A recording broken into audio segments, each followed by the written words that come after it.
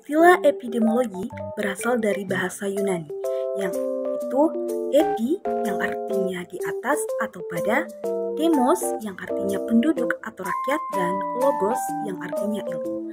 Nah, dengan kata lain, istilah epidemiologi berakar pada ilmu yang mempelajari tentang hal-hal yang menimpa suatu penduduk atau populasi. Nah, epidemiologi kesehatan jiwa sendiri adalah merupakan salah satu dasar pendekatan dan analisis masalah gangguan jiwa dalam suatu masyarakat, baik mengenai keadaan kelainan jiwa kelompok penduduk tertentu maupun analisis berbagai faktor yang mempengaruhi timbulnya gangguan jiwa dalam suatu masyarakat. Selanjutnya, kita akan membahas terkait kriteria jiwa yang sehat. Menurut WHO, ada 8 kriteria seseorang dikatakan sehat dari segi kejiwaan. Yang pertama, bisa menerima kenyataan yang baik maupun yang buruk. Kedua, puas dengan hasil karya yang telah dihasilkan. Ketiga, merasa lebih puas untuk memberi daripada menerima sesuatu. Keempat, secara relatif bebas dari rasa tegang ataupun cemas, terutama yang berlebihan. Kelima, saling tolong-menolong. Keenam, mengambil hikmah dari kejadian yang buruk yang telah dilalui. Ketujuh, dapat mengalihkan rasa permusuhan dan pada penyelesaian yang kreatif. Kedelapan, memiliki rasa kasih sayang yang besar. Nah, materi selanjutnya adalah terkait penyebab gangguan jiwa. Ada 3 penyebab dari gangguan jiwa. Yang pertama, faktor biologi, kedua, faktor psikologi, dan yang ketiga, faktor sosial. Nah, faktor biologi sendiri, yakni terdapat organ atau sel atau molekul yang terganggu baik secara strukturalnya ataupun fungsinya. Baik itu karena faktor genetik atau keturunan, kemudian faktor kepala yang terbentur, ataupun karena pemakaian obat-obatan terlarang, serta pernah mengalami demam yang tinggi sampai kejang. Nah, faktor psikologi sendiri yakni karena pernah merasakan yang namanya bullying, kemudian kekecewaan yang teramat sangat besar, dan pernah merasakan ditinggalkan oleh orang yang terdekat.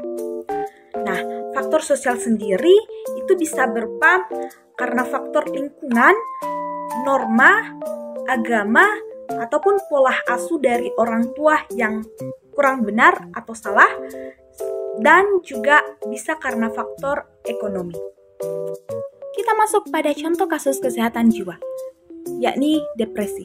Depresi merupakan gangguan kesehatan jiwa yang berkaitan dengan kerja otak yang ditandai dengan kehilangan minat, suasana hati yang buruk, perubahan perilaku, kognitif, dan emosional, di mana penyebabnya bisa berupa karena faktor genetik atau keturunan, susunan kimia otak dan tubuh, faktor usia, gender, gaya hidup, penyakit fisik, obat-obatan, dan kepribadian seseorang.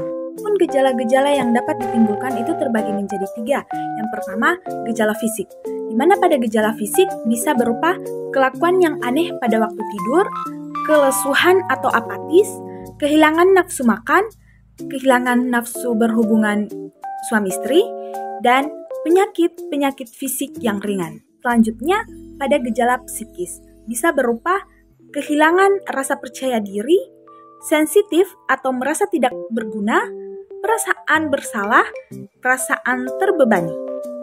Nah, adapun pada gejala sosial, yakni depresi bisa berawal dari diri sendiri, namun pada akhirnya dapat mempengaruhi lingkungan serta pekerjaan ataupun aktivitas yang kita lakukan sehari-hari. Adapun upaya dalam pencegahan kesehatan jiwa dapat dilakukan dengan 4 cara. Yang pertama, menjaga kesehatan fisik. Yang kedua, mengatasi stres dengan baik. Ketiga, menjaga koneksi sosial. Dan yang keempat, pola hidup yang seimbang. Menjaga kesehatan fisik dapat dilakukan dengan menjaga pola makan, tidur yang cukup, olahraga yang rutin, dan hindari mengkonsumsi alkohol atau obat terlarang lainnya. Nah, adapun cara untuk mengatasi stres dengan baik yaitu menerapkan manajemen stres seperti meditasi, yoga. Nah, ya untuk menjaga koneksi sosial itu dapat dilakukan dengan interaksi sosial dan positif untuk mendukung membantu melindungi kesehatan jiwa. Dan terakhir, pola hidup seimbang di sini dapat dipastikan untuk menyeimbangkan antara pekerjaan dan istirahat serta rekreasi atau bahasa gaulnya healing lah. Nah, di mana kita harus memprioritaskan untuk melakukan hal-hal yang menyenangkan diri. Materi terakhir yakni terkait hubungan antara epidemiologi kesehatan jiwa dan epidemiologi perilaku. Epidemiologi kesehatan jiwa seringkali dipengaruhi oleh faktor-faktor perilaku. Misalnya nih, perilaku pola hidup sehat atau perilaku hidup yang buruk, konsumsi alkohol yang berlebihan, kemudian pola tidur yang buruk, sehingga itu dapat meningkatkan risiko gangguan kesehatan jiwa. Intinya, epidemiologi kesehatan jiwa dan epidemiologi perilaku itu saling terkait karena sama-sama mengkaji bagaimana faktor-faktor tertentu dalam kehidupan sehari-hari itu dapat mempengaruhi individu ataupun masyarakat secara keseluruhan.